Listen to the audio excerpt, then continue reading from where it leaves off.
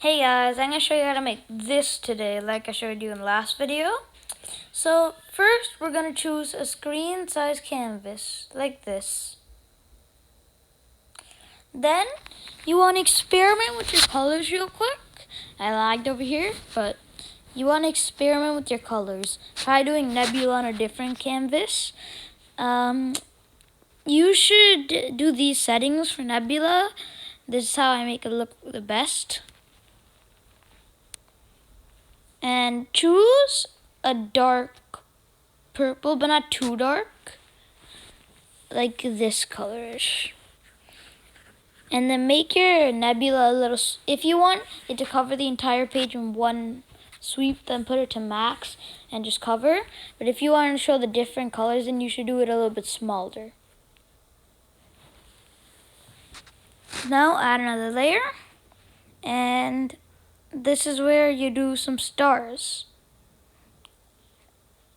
I made a big mistake over here, which was, oh, I didn't do it yet, but you should add those glimmer settings. Make the glimmer or the stars. Make sure it's white so it doesn't reflect that, it reflects that pinkish color. At the same time, it's not fully pink.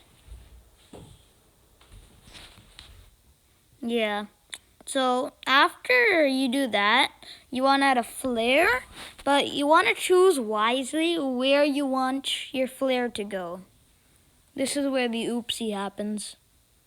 I put the flare in the middle of my page, but at the same time, that's where my tree is supposed to go. So yeah, you could, if you already did put your flare in the middle of the page and you like it that way, you could put your tree over to the side, but I'll get into that later. So you want to choose your pen, the light pen like that, put it to max, and then make sort of a trail for the shooting star.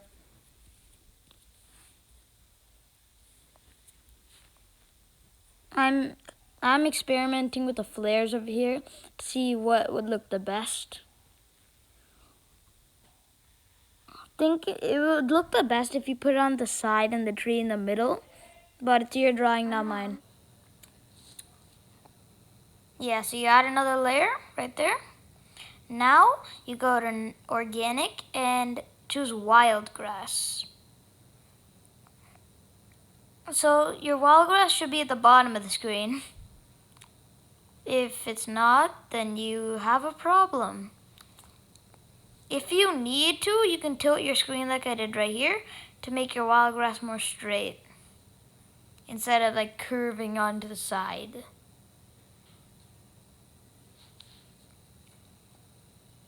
So right here, I went a layer, well, I'm about to, this is pre-recorded. I went a layer back, see right here? I made a little oopsie right there.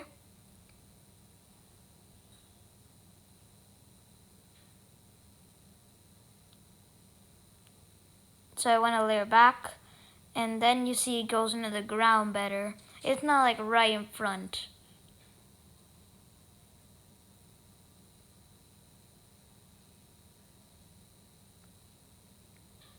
So now, go to this leafy shape. I don't know how to say it, but like, go to this leafy shape-ish and make it so it's subtle, but it's not too aggressive. Fill it with an, well, you can fill it in however you want. Just don't use the color drop tool. It'll make the entire nebula black if you do it wrong, which can be a little bad.